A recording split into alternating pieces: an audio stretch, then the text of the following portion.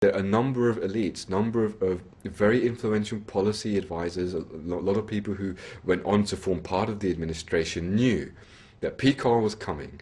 They knew that they would not be able to survive peak oil without without having this massive militarization of policy, and thirdly, that they needed to do that on the back of a drastic attack or perception of a threat in relation to the United States, and this is what 9/11 provided.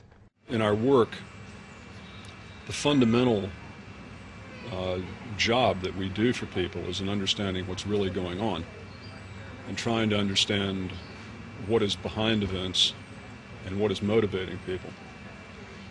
That's different from passing judgment on it. We're not trying to make value judgments. We try to eschew value judgments as much as possible, as a matter of fact, in our consulting work. We are very interested in what really happened on 9/11, is the short answer. Well, you have four options to declare 9/11. One is it was a strike out of the blue, nobody knew anything. It was the first version the American administration told the public.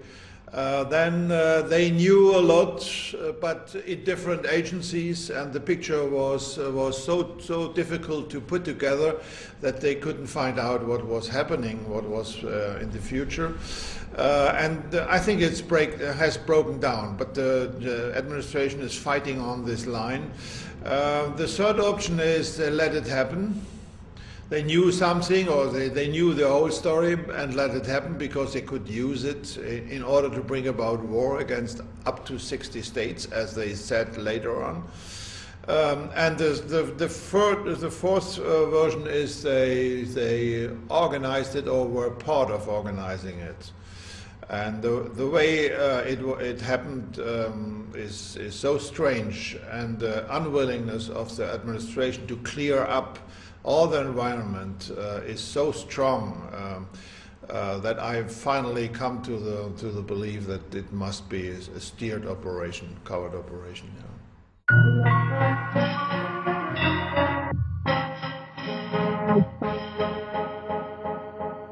When I started looking through the 9/11 Commission report, I was outraged. I mean, here was a book that had shot to the top of the bestseller lists, and Americans, millions of Americans, were looking to this report, this book, to tell them what actually happened on September 11th, 2001. And they were doing so under the assumption that there had been a clear, open inquiry into the events, that all of the relevant questions had been asked and evidence had been provided. And this clearly was not the case. Well, the Keane report on 9/11, which was finally set up, I think is not a serious examination of what happened and what the causes were. I say that, first of all, because clearly the Bush administration didn't want to do it. They resisted all the calls for an official inquiry for several months. And what actually finally persuaded them to do this was not the politicians in Congress. It was the families, the wives of those who were killed at 9/11. The first thing it does is name the 19 hijackers, the mostly Saudi nationals. But of course we heard within days of the events that something like 5 or 6 of these people were still alive and well and living in the Middle East. Why wasn't this addressed in the 9/11 Commission report? Why weren't why wasn't there some inquiry as to who were the real hijackers, if in fact the people who had been identified were clearly not the right people? And on the day itself, which I think is the most significant evidence, the first plane hit at 8:46 a.m., the Southern Tower at about 9:05 a.m., the third plane hit the Pentagon at 9:38 a.m. They knew there was a hijack between 8:10 and 8:20 in the morning, let's say 8:15, so they knew half an hour before the first plane, 3/4 of an hour before the second plane, and an hour and a half before the third plane hit their targets, and not once in that time did they scramble a warplane to intercept. Now that is just staggering.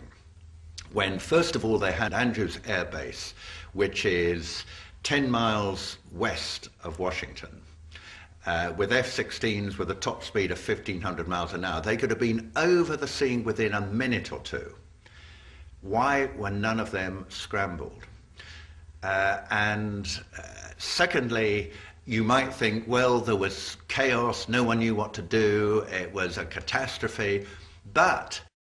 Just standard operating procedure. When a plane is off course, fighter jets are notified, fighter jets go out to see if the plane's having a problem or just, well, what the problem is, because the plane's obviously off course. And for the year before 9/11/01, fighter jets were called out on 67 occasions. So the question is, when we knew of at least 4 planes were off course. And there's words that it was even up to 11. But where were the fighter jets? They weren't there. Now, from our research, which people wouldn't know, we've now found out that there were 15 exercises going on that day involving all the fighter jets in the northeastern portion of the United States. What are the odds of that occurring? Like 0? I mean, or, 100%. I mean, 100% they couldn't occur without a fix being in.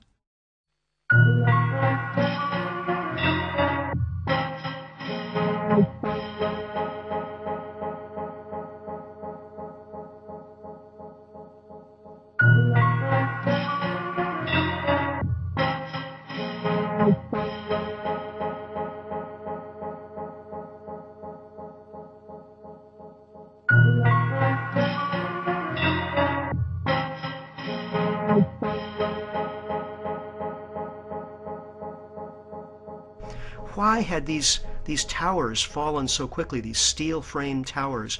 No steel-framed buildings had ever collapsed before because of fire. Why wasn't there a proper inquiry? I think something like $600,000 was spent to investigate why the Twin Towers collapsed. Meanwhile, something like $52 million were spent to investigate whether Bill Clinton had had an affair. This is absurd.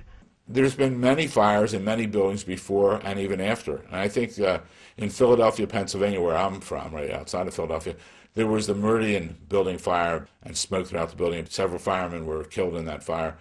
Building didn't fall down. Buildings don't fall down, never did before, never did after. A prime example is what occurred in February of 2005. A 45, 50-story building in Madrid, Spain, burned out of control, wildfires. It was on all the TV shows and networks. The building was totally gutted. Still stood afterwards. Still stood there. Taking it down, I witnessed it myself. They're taking it down now, steel beam by steel beam. Concrete and steel buildings do not fall down from fires.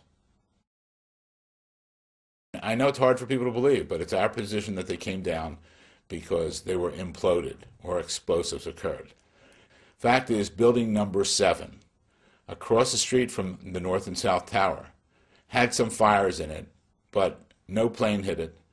At 5:20 in the afternoon, the owner of the building, Larry Silverstein, receives a phone call from the fire department saying they can't put out the fire.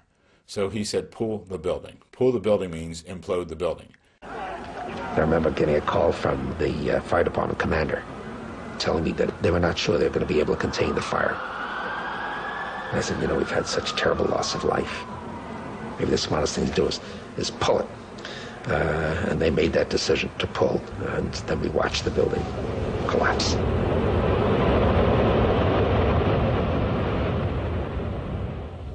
And it came down in its own footprint. That's significant because the North and South Tower also came down in their own footprint. That's also significant because the remnants of Building 7 was pulverized material. The remnants of the North and South Tower was pulverized material. In the basement of Building 7, they found molten steel at 1,500 degrees. In the basement of the North and South Tower, they found molten steel at 1,500 degrees. 1 and 1 still equal 2 as far as I'm concerned. And that's a fact that people can take a look at. When thermite is used to cut steel, it leaves behind molten iron. And Two scientists, engineers who were at the World Trade Center in the weeks after 9/11 reported seeing massive amounts of molten iron.